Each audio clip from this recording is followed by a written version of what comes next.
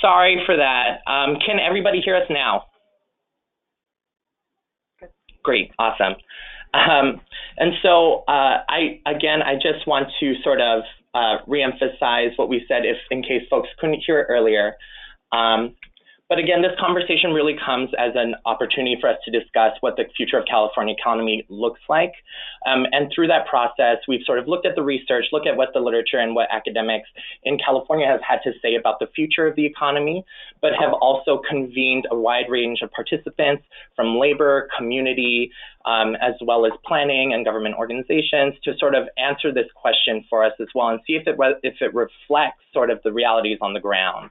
And so more often than not, folks often challenged us to rethink how we were framing the economy. And through that sort of input, we came together and created this frame for what we hope is a conversation starter and continuer for many of you who have been working on this about what the long-term vision for California looks like. Again, we want to thank the Roy and Patricia Disney Foundation and the Ford Foundation for funding this work and for allowing us the platform and opportunity to work on this. And so a little bit of an overview of our agenda. We're going to do a presentation about the From Resistance to Renewal report from Chris Benner and Manuel Pastor. And then we are going to engage in a guest discussion with our two panelists, Hae-Young Yoon and Jennifer Martinez. And then at that point, during the last section of the webinar, we will then engage in a Q&A discussion where we can sort of respond to the questions and answers of the audience. For the audience Q&A, I do want to encourage you to use the questions and chat box. We do have staff here who are collecting questions throughout the process. They can also answer some technical issues for you if you have been having trouble logging onto the webinar. So for that, again, looking at the red box, that is the question or chat function. If you have a question that you want to pose to us, feel free to click on the drop-down menu to select who you want to address the question to, and then type in your question and send it to us there. Just to kind of get a sense for what folks, where folks are coming to us with the conversation, we are doing a sort of little bit of engagement.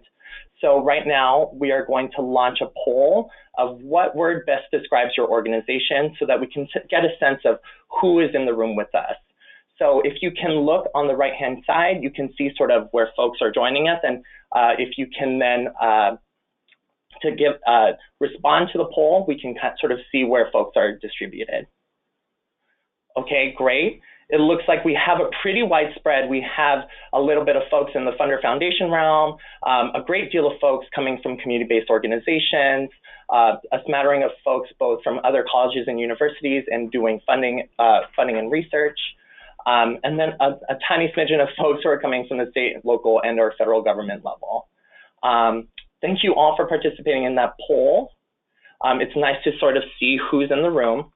And so to move forward during this conversation, I want to introduce our two main presenters, Manuel Pastor, who is the director of the USC Program for Environmental and Regional Equity, and then Chris Benner, the director of the Santa Cruz Institute for Social Transformation at UC Santa Cruz.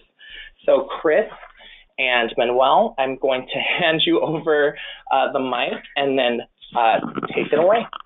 Great. Thank you, Edward. That, by the way, was Edward Muña, and I'm sure he had a chance to introduce himself. He's one of the co-authors on the report with Chris and I.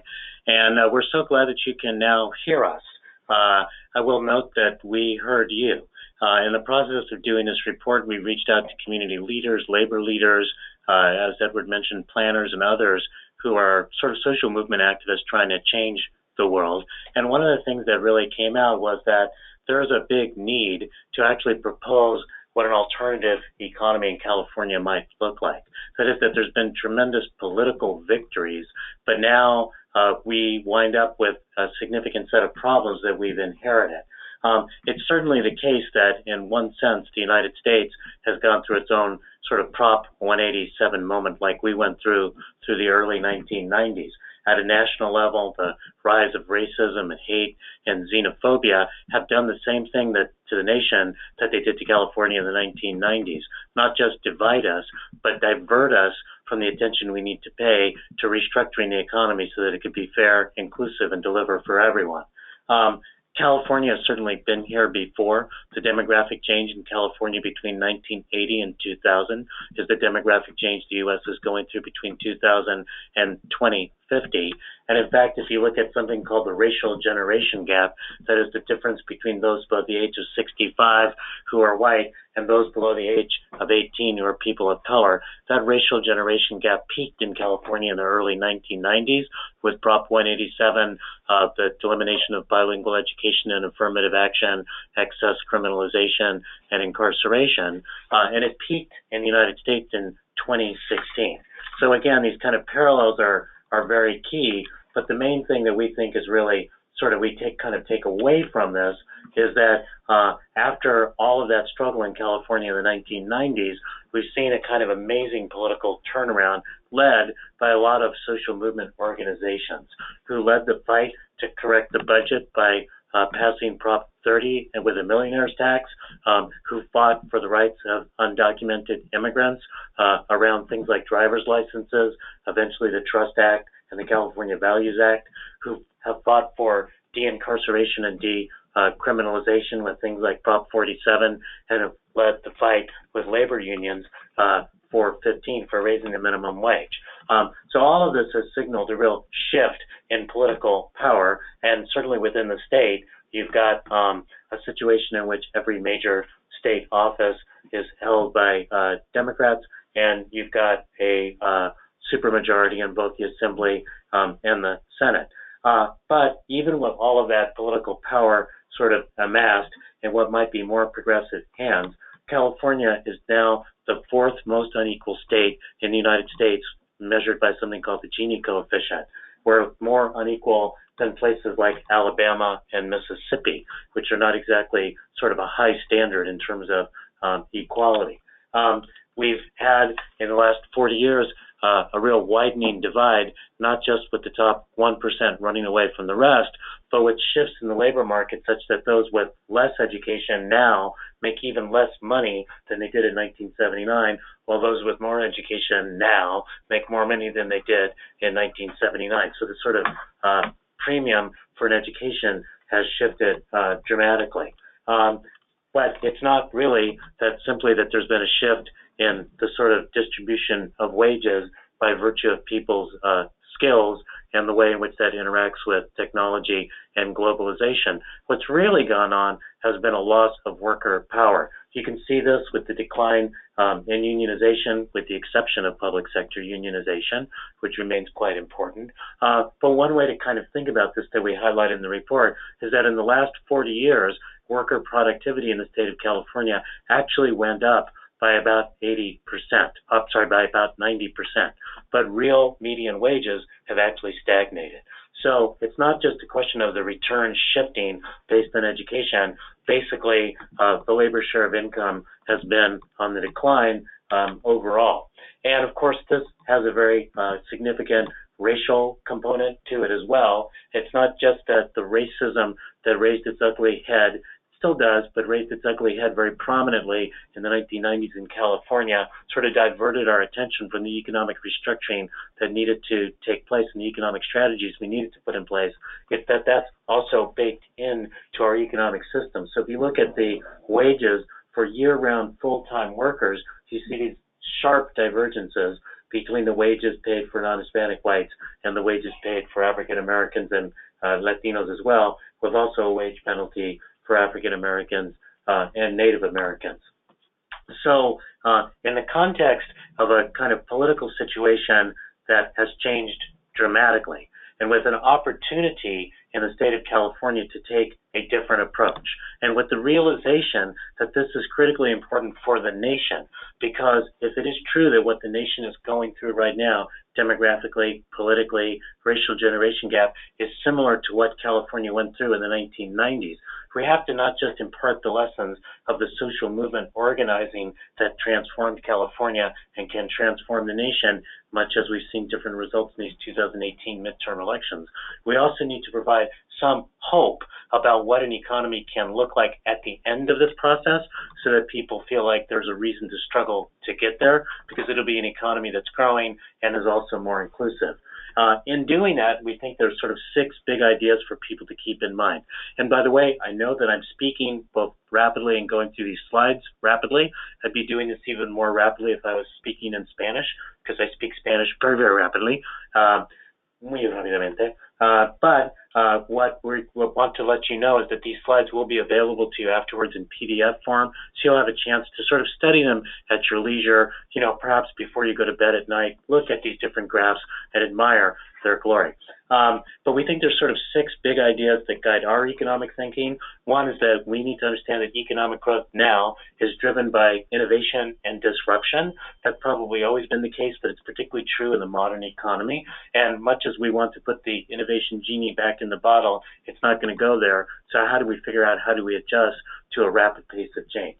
The second is that when people talk about the new economy, they tend to think about information technology. But the real new thing is that in the year 2010, 11% of Californians were above the age of 65. By 2060, that figure is 26%. In fact, we have a graying economy, and that demography is what means that we need to be preparing for a caring economy. Third big thing we think should be guiding our thinking is that inequality is actually detrimental to economic growth. When you've got this level of inequality, you've got insufficient demand, you've got workers who are alienated, you've got an inability to come together in a growth model, you've got people being frozen out of being able to live because of high housing prices, and that's disruptive to having an economy go forward. The fourth big thing is that racism and other forms of social disconnection actually derail economic vitality. So much as there's a moral and political case against the racism that's been pervasive and remains extant in our labor markets and other parts of society, particularly the incarceration system, racism is an impediment to economic vitality. Fifth, this is a big thing for progressives to think about. There's actually an opportunity to build new bridges to the business sector, and we need to be thinking about where those opportunities are. And sixth, that the key thing that we're all facing is the climate crisis, and that's going to mean changes to our economy and to our metropolitan form. So we think there needs to be a new framework, and let me hand things over to Chris to talk a little bit about that. Hi, can you hear me okay? Yes. Great. Just to add my thanks to all of you for joining us today, and I'm going to jump right in. One of the things that we tried to do was come up with a detailed, sort of comprehensive policy package that could address and create the kind of California we'd all like to see.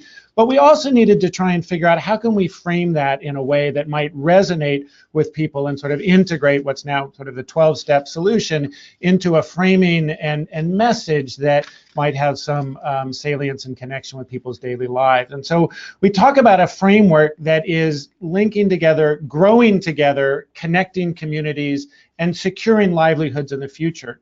And growing together is about paying attention to growing the economy, but trying to do that in a way that doesn't accelerate inequalities and helps to promote inclusion across the economy as a whole. And part of that is connecting communities across the state, both coastal and interior California, as well as those that are excluded and marginalized within different parts of the state.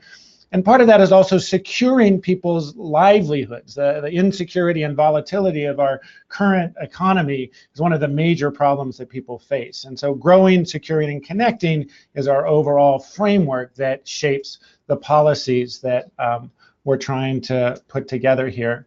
And if you can move to the next slide, please. So we have 12 steps that come together in hopefully an integrated way towards recovery from our recent history of racism, inequality, and short-term thinking. Next slide, please. And one of the things that underpins the first step is a recognition that even though we're in an innovation-driven economy, innovation is declining.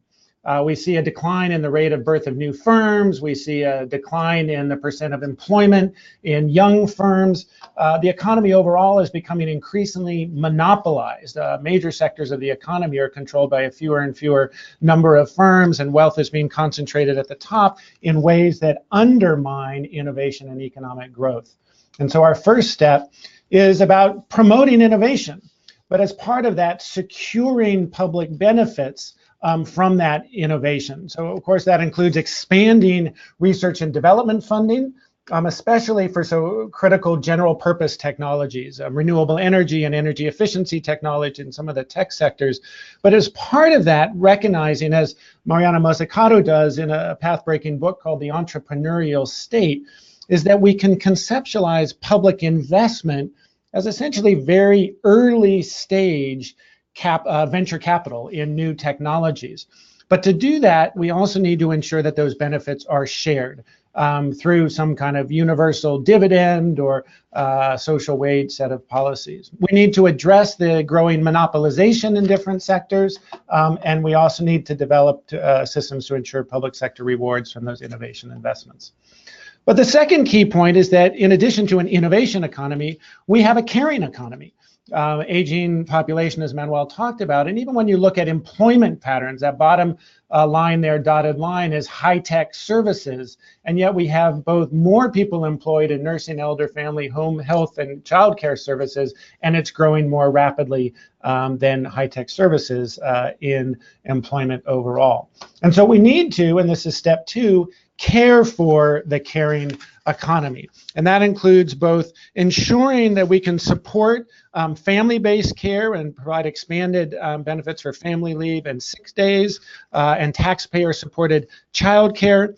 And we need to support our care workers through improving wages in that sector and really implementing the Domestic Workers Bill of Rights that's been pioneered by the National Domestic Workers Alliance and Ai-jen Poo's leadership in that work. We also have to address the growing inequality in wages and recognition that those wages at the bottom have been declining or stagnating while we've had increasing growth at the top.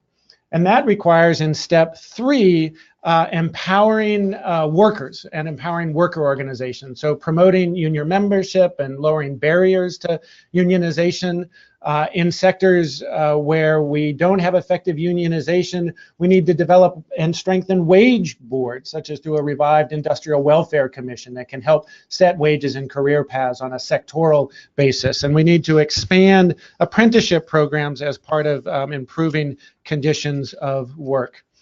And that leads to the second point about empowering workers is a recognition of the importance of education, and that is the next slide, and recognizing both that education is important for advancement in the workforce and economy, and we have tremendous racial and ethnic disparities in educational attainment. With particularly immigrant Latino populations with very low access to educational attainment, but also US-born Latino and African-American populations as well. And so step 4 is about encouraging lifelong learning. And that means starting at early childhood education. And we need to dramatically strengthen our early childhood system and K through 12 education system and disrupt the school to prison pipeline that exists in so many parts of our state, and work towards provisioning of free college, community college in particular, but also 4-year degrees as well, and have that integrated into our workforce development system to ensure that as our economy changes rapidly and skill requirements changes, that everyone has access to lifelong learning from cradle to career, and career being sort of a full lifetime of career. But as part of that, we also have to recognize that over a lifetime of earnings, people earn different amounts, and that overall earnings have declined. That top line there shows the age of the householder on the x-axis and the earnings over time. And earnings typically peak for the median household, the middle household, in the late 40s of the age of householder and decline after that. And overall earnings have declined from the late 1980s to today. And of course, at that late 40s age or early 50s is unfortunately when people first start thinking about saving for retirement seriously, because prior to that, it's about supporting yourself and often starting a family. And so we need to be thinking about promoting lifelong security, and that's step 5. And that again includes starting at a young age. We have a series of proposals about how to fund and expand access to universal savings accounts. and as part of people moving into the workforce, expand options for increasing portable retirement benefits and expanding retirement benefits overall, and efforts to fund outreach to boost participation in the programs that actually exist, and moving towards a health insurance system that's universal and can cover people in the inevitable moves from one employment situation to another in our rapidly changing economy. We also have to recognize that we have tremendous geographic disparities in our state, particularly with the Central and San Joaquin Valley, much more lower income, but also really our future. Greater proportion of the population in the San Joaquin Valley are children under 5. And we have to recognize those age disparities, as well as recognizing the different income disparities. And you can see in this chart, areas of Fresno, Bakersfield, and the Inland Empire not only have lower median household incomes, but it has been declining over the last 20 years, while median household incomes have been increasing along all our coastal metropolitan areas. And so we need to pay specific attention to supporting all of California's regions and communities, and starting with those who are being left behind. And that includes diversifying the economic base in the Central and San Joaquin Valley and rural parts of the state. And it includes investing in climate policies that benefit rural California. And there are studies that show that renewable energy and energy efficiency technologies actually disproportionately benefit rural parts of the state. And so we need to ensure also that those neighborhoods left behind in our urban areas are also targeted for assistance and well, for example, by ensuring the equitable implementation of opportunity zones. One of the major challenges, of course, we have to overcome is our legacy of expanding our prison population and locking people up. We've begun to see a decline in that in recent years. We need to see substantially more decline in our prison population, and dealing in particularly with the racially disparate impact of incarceration, and Latino and African American populations in particular being disproportionately incarcerated. And so that step 7 is to ensure successful de-incarceration and re-entry. And so that includes starting with de-escalating law enforcement in communities and criminalization, and promoting greater rehabilitation, and particularly expanding re-entry services for formerly incarcerated people, including housing for formerly incarcerated, as well as workforce support. And really ending the privatization of criminal justice. There should be no profit motive in a criminal justice system at all. And at this point, I'd like to turn it back to Manuel for the last 5 steps.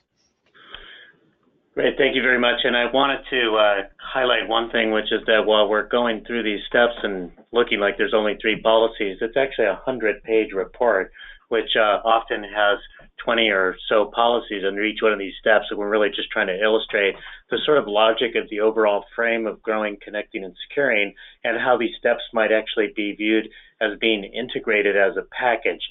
People may choose to move forward on one step or another for strategic reasons, but if we really want to grow, connect, and secure, we've got to be able to put these sort of steps together.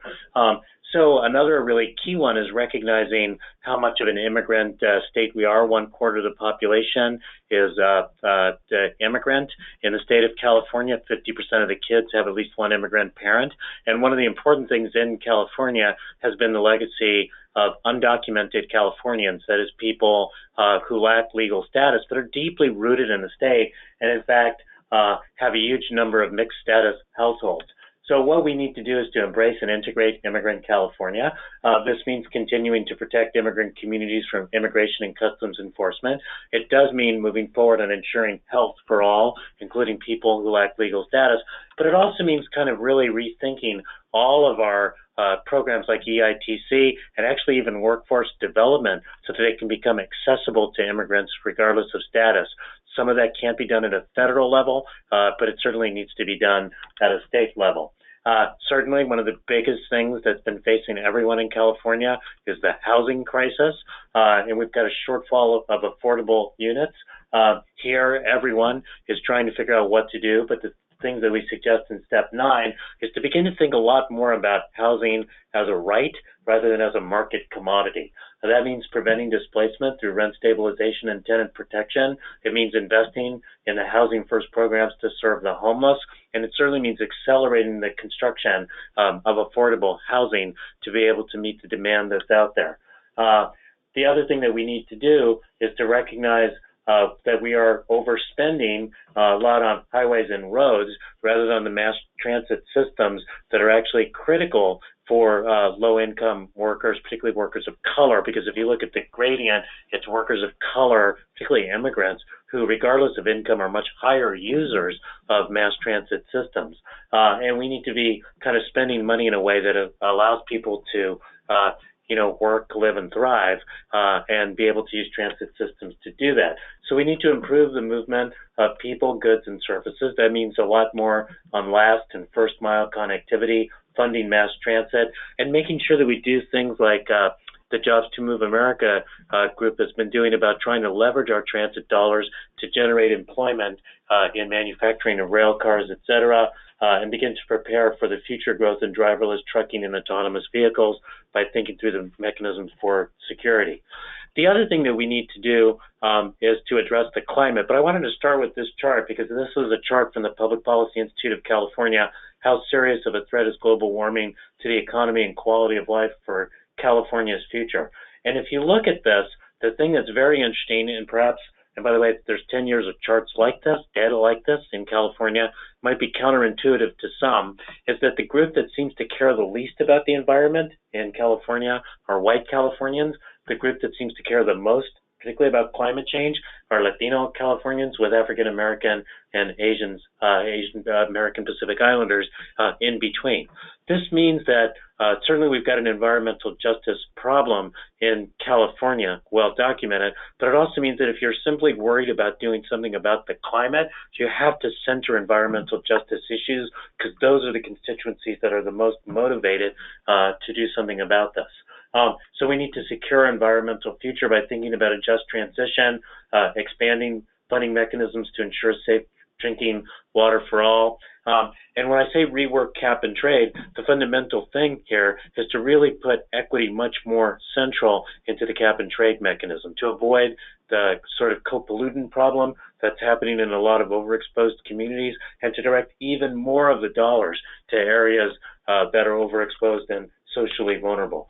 Step 4, step 12, the ultimate step in our 12-step program to recover from our addiction to racism, inequality, and short-term thinking is to realign our fiscal systems to be able to better support inclusion. And what that means is thinking through, for example, the reworking of Prop 13, particularly the way in which those who hold commercial industrial property have been able to benefit from a program that was designed to help older homeowners be able to stay in their homes. Here you can see the gains that would come from a so-called split roll and the things that we talk about with step 12, aligning fiscal and governance systems for an inclusive economy is to reform the commercial property tax. It's incredible that California, with all this wealth, does not have its own inheritance tax. We need to reinstate the California inheritance tax, and we need to begin to experiment with more participatory budgeting at every level of government. So a couple of things to say about this is that we think that we have struggled within the report to try to deal with, on the one hand, having an overall compelling narrative around growing the economy, securing livelihoods, and connecting communities, and why the disconnection of communities is so corrosive to the other parts of this. It leads to insecurity. It leads to slowing growth. We're not the only ones in this game. The Haas Institute has been doing a marvelous job developing a California narrative as well. We think that that's an important contribution. And again, we view all of this as sort of the start of a conversation. But we really wanted to, on the one hand, have an overarching story, but on the other hand, have what appear to be some concrete steps that we can actually move on in the immediate future. So, and one way to think about this compelling narrative is that that's really what happened with the New Deal. The New Deal figured out a Keynesian mechanism to grow the economy. The New Deal figured out how to deliver money, like the Tennessee Valley Authority, to the Appalachia parts of the country left behind, and it created things like Social Security to and unemployment insurance to provide more security in a changing economy. So we need to do something like that again, but it needs to be different this time. Because the New Deal was fundamentally racist, certainly racially disparate in its impacts. We need to figure out what our relationship, so we need to center race and equity. We need to figure out how to move and use markets more effectively. We need to figure out how to build power and govern, and that, a lot of that's about this economic program. And one question that might be kind of an overriding question, why California? We're not looking to DC as though they're going to do anything in the next couple of years that's actually going to move forward on a more progressive vision for the economy. There might be some things that the Democratic House can do, but we think that it's really important to think about the ways that California can lead, not just in sort of social movement organizing, not just on immigrant rights, not just on climate, but how it can move on economic justice and sort of provide an alternative pole so that we move from a state of resistance to a state of renewal. We realize that the only way we're going to get there is through not a great program and not great research, but actual community organizing. But we understand that power and program can go together, and we hope that this is the start of a sort of good conversation. And to get that conversation started, we're going to turn things back to Edward to call on Jennifer, our allies, Jennifer Martinez and Hye Young, to be able to talk a little bit about what their thoughts are. Thank you so much, Manuel, and thank you so much, Chris, for taking us through the paper and really kind of grounding the conversation. I wanted to, again, put it out there that if you have any questions, and don't be afraid, no question is too big, and if it's too big, we'll talk about it later. Yeah, if you have questions as the audience, we do encourage you to use the chat box and to send your questions out, and then we'll take them during the last portions of the webinar. But to sort of kick us off, I wanted to introduce our two guests, Jennifer Martinez, who is the Director of Bay Area Strategy at Pico, California, and then Hye Young, the Taconic Fellow over at the Center for Community Change. They are two discussants who are joining us for this webinar, two folks who are very, very grounded both in the national conversation about sort of worker protections, empowering workers, and also really big experts, both locally and nationally, on the conversation of power, what it takes to build power. And so I wanted to first talk to Jennifer, who is our more local folks, and ask her sort of, Jennifer, a lot of the conversation and a lot of the things, the policies that have been expressed here aren't necessarily new, right? I think one thing that we tried to bring here is this notion of the framing, but because these things aren't necessarily new, I think I want to ask sort of how are organizers and your organization sort of taking what's here on paper and materializing it in California. And so I'm going to move to you. Jennifer, are you with us? I am, thank you. Well, thanks for inviting me. I really appreciate the opportunity to be in this conversation with you all. And if you're listening to this webinar, and if you're anything like me, you're starting to really trying to digest the whole of it. So the comments I'm going to make are maybe in the way of helping to digest a little bit and name some highlights that I'm experiencing. One of the highlights, of course, is just the opportunity to think in the long term.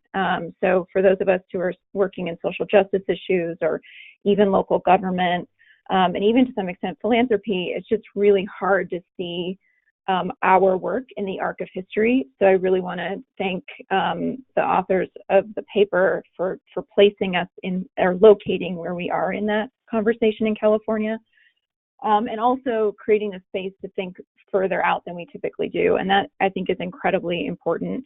The items that you list are no small things. Having been part of many of the campaigns that were talked about in the webinar about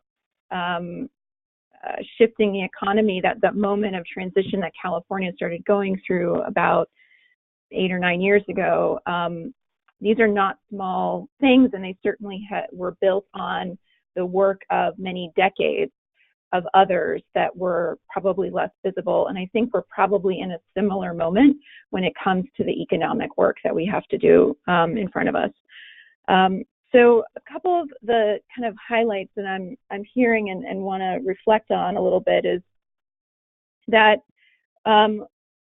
because of the work that's been happening in California over the past decade and the successes we've been able to see and the coalitions we've been able to build as a result of that work, we are in fact starting to tackle some of the more structural issues that are creating the conditions around California's economy. Prop 13, the so-called third rail in California, which is a property tax cap that was passed in the late 70s. For the first time, a progressive initiative to reform Prop 13 was just qualified for the ballot, I think 3 weeks ago. So it'll be the first time that we will be able to fight that out with voters with a real chance of winning, with a real chance of reforming that initiative that has been incredibly harmful to economic inequality in the state. So I think that's one of the kind of signals that there is a momentum to try to move on the economic inequality. The other component, I think, is creating an opportunity for momentum is the housing crisis. It's touching everybody. It is a deep structural problem in California. Housing is circumscribing our educational opportunities, our health outcomes, our job access, environmental impacts. Many of the things that were listed on this webinar as things we need to shift. Our housing conditions are actually creating and contributing to the inequalities in those arenas. And because of the crisis, we're starting to now be able to organize new constituencies to hopefully shift some of those structural problems around housing. And then maybe I'll just say a couple more things. One is a friendly push to my friends, Manuel and Chris and others, around just continuing to help us think about deepening our analysis and sharpening our analysis around the role of the market in creating the inequality that we're seeing and that we're talking about today. I think we're talking, oftentimes kind of in a programmatic intervention of how are we going to soften the impacts of the market? Sometimes how are we going to harness the innovations in the market? But I don't think we're yet really getting to the question of how are we actually going to regulate or potentially regulate the market in different ways so that the nature of the market starts to generate better outcomes for us and our communities in California and ideally the nation. And in my final comment, I'll just say I really want to underscore the question of power. Of everything that we're talking about today would be amazing things to accomplish together. And if we have not been able to organize the necessary power in the form of people, money, narrative, information, then we I think sometimes underestimate or overestimate perhaps the power of good ideas in the face of significant organized opposition. And certainly many of the things we're talking about here will come with significant organized opposition. And we need to keep developing the power that California is starting to see and drive it even further. And I'll leave my comments there. Awesome. Thank you so much, Jennifer, for your thoughtful comments. I think some of the things that you brought up about momentum, sort of driving the narrative and the power and role of the markets is especially important for California. And with that, I sort of want to kind of ping off of Hae-Young and ask, what are sort of the implications of California getting this right beyond the borders of California and for the rest of the nation? How is this sort of conversation taking hold, or do you see taking hold across the nation overall? So again, I want to begin by expressing big appreciation to Manuel and Chris and your teams at PERE and UCSC for putting this project together. So I think the implication for what this means across the country is that I think we all know that California leads the way for the rest of the country. When California leads, other states follow. Both advocates and policymakers, I think, have historically looked to California for innovative ideas and policies. So I think, and it's something that you have talked about in the project, so I think that totally makes sense. I think what's the other important implication and contribution that this project is making is that while you all lead, you're doing it in an incredibly robust and responsible way by informing the rest of the country that the importance of methodology in developing a vision for what is just and what's inclusive.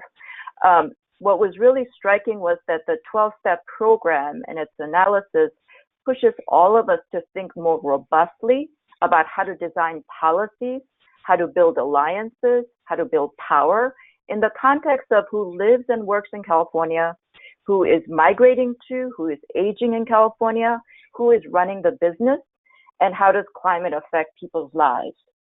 So all of this robust analysis is a real invitation to use this methodology to other states to take that and implement it in their states, right?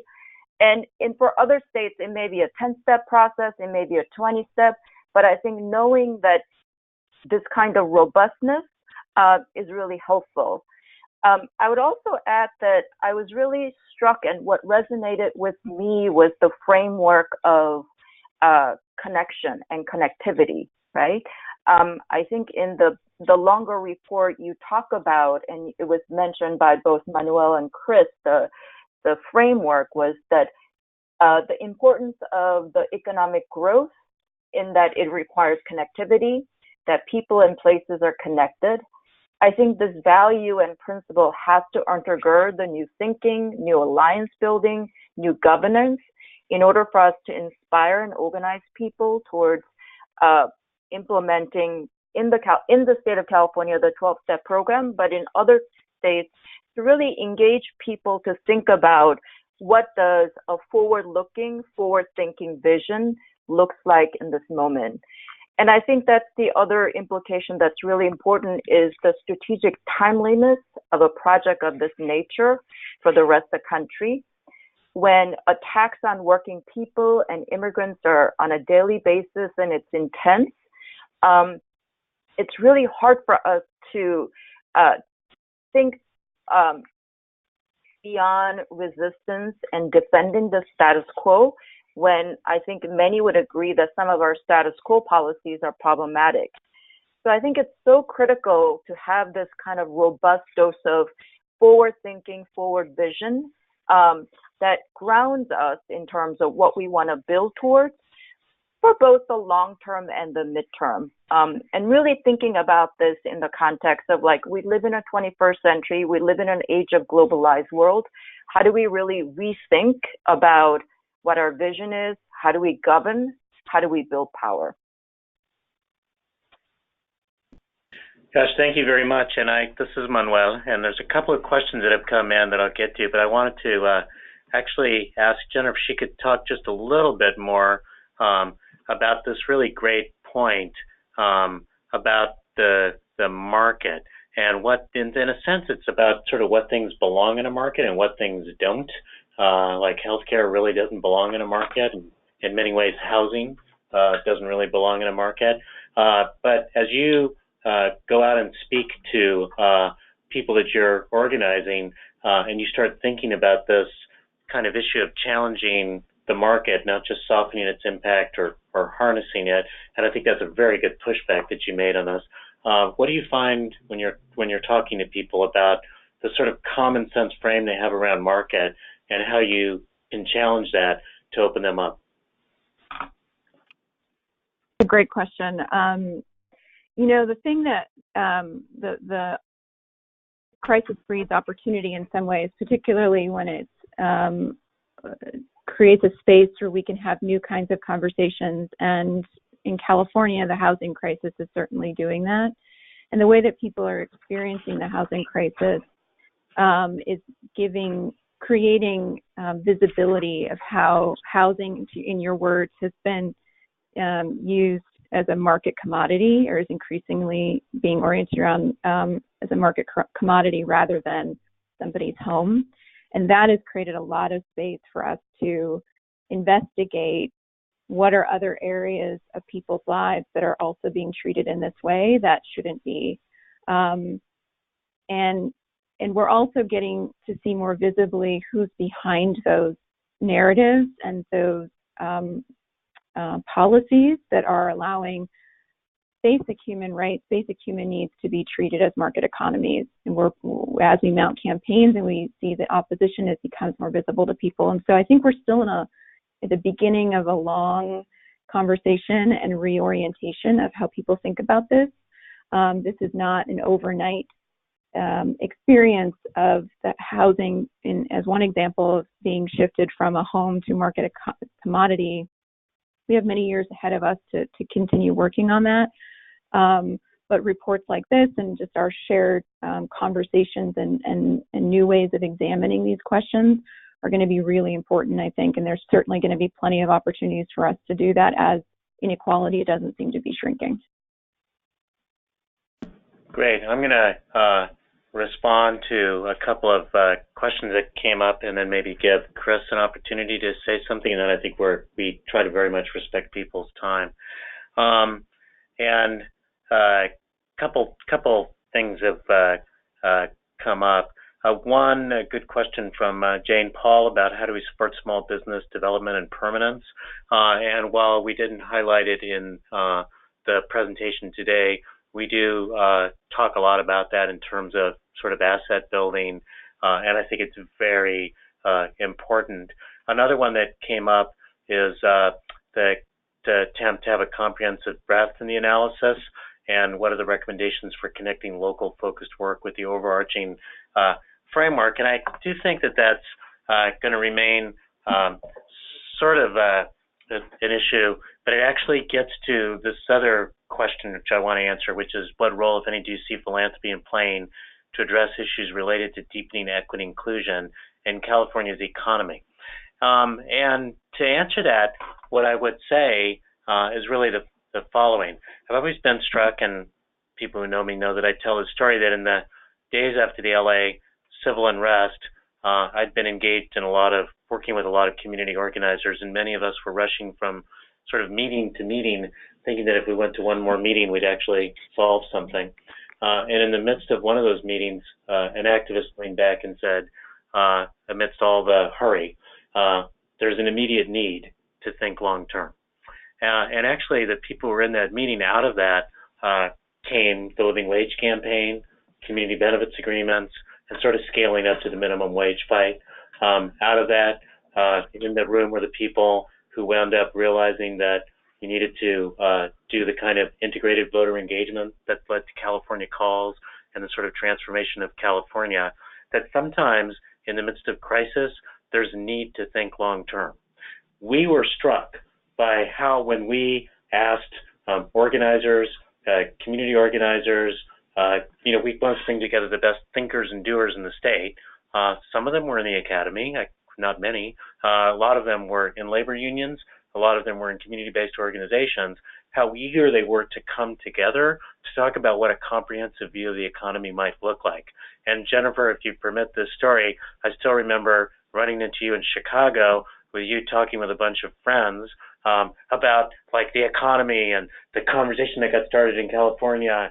And what I'm really trying to say is that people, particularly in philanthropy, tend to think about organizers as simply being tactical and simply about building power, when in fact they're deeply reflective thinkers about where they want the society to head. And so the thing I think should really, certainly philanthropy should fund the kind of organizing and power building that can bring about equity and inclusion in California's economy, because like Jennifer said, we don't ever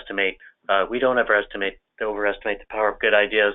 We understand that good ideas will only get implemented if there's organizing power behind it. But it's also really important for for philanthropy to support the space for these tremendous intellectuals who are community organizers to be able to think about the future and think about how to get there. And so what we were trying to do was to provide a space for that reflection and then to reflect that back up into some sort of coherent framework. And we would really ask philanthropy to allow these great leaders to have the opportunity to do exactly that kind of thinking and framing. Chris, do you want to take a minute for any last words? Yeah, I'll just actually ask a question again. One, to appreciate Jennifer and Hae-Young's comments and the ways that you're pushing us and pushing our thinking. And Hae-Young, I was particularly struck with your commenting on the framework of connection and connectivity and being sure that people and places are connected from a national perspective. Both across place and across race are important, and I'm struck by some of the strongest levels of xenophobia and anti-immigrant sentiment in this country are in those places that have the smallest level of immigration. And I guess I wonder if you can talk a little bit more from your experience about how do we be more effective in articulating the importance of that connecting across place and across race, and the ways that what goes on in California might learn from lessons you're learning nationally, and also help inform those conversations. And Hae-Young, you have about 1 minute to do that before we close up, but I know you're brilliant and concise. So I would say two things quickly. I think there's a lot of challenges. I don't think we need to sweet talk it. I think this is very much work in progress of how do we overcome differences and make that connection. I think we do need to think much more deeply and robustly about how do we build stronger and deeper alliances among different communities, right? Whether it's a multiracial coalition, multi-class.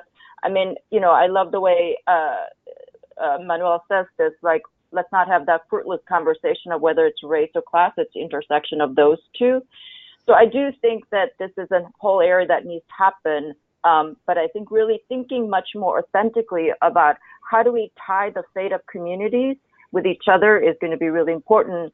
And just to end by saying that I think what I understand of the 12-step project and the conversations I've been part of along the way is that your vision is to really tie the fate of different communities in California together.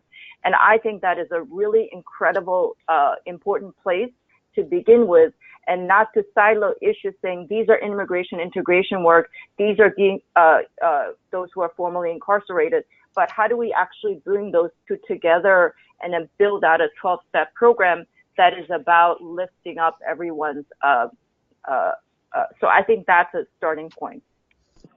Thank you very much to both Hae-Young and Jennifer for their work on this, really, and their comments. And yes, we're hopeful that this will have an impact, but we're also really want to say that we've viewed this completely as the beginning of a conversation.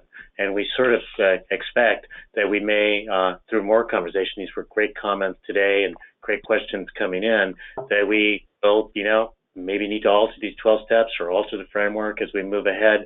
We really just wanted to get the conversation going. But to close this conversation, let me turn things back over to Edward. Thank you so much to both our discussants and our presenters today, and thank you all so much for attending. I do sort of want to close this out for the webinar today and say that we are looking at multiple opportunities of how we can expand the conversation today. So I would please encourage you to look out for what more PERE USC has, as well as the Santa Cruz Institute for Social Transformation.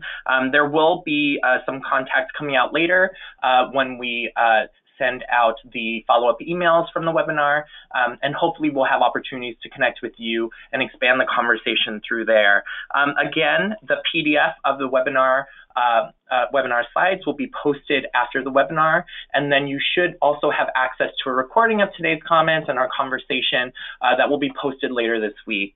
Again, I want to thank all of our discussants, all of the team for putting this webinar together, and I'm hoping to hear some of this conversation start to bubble up in whether it's in a meeting or in a conference or in your everyday work, again, thinking about the long-term vision of California. And with that, I want to wish you a happy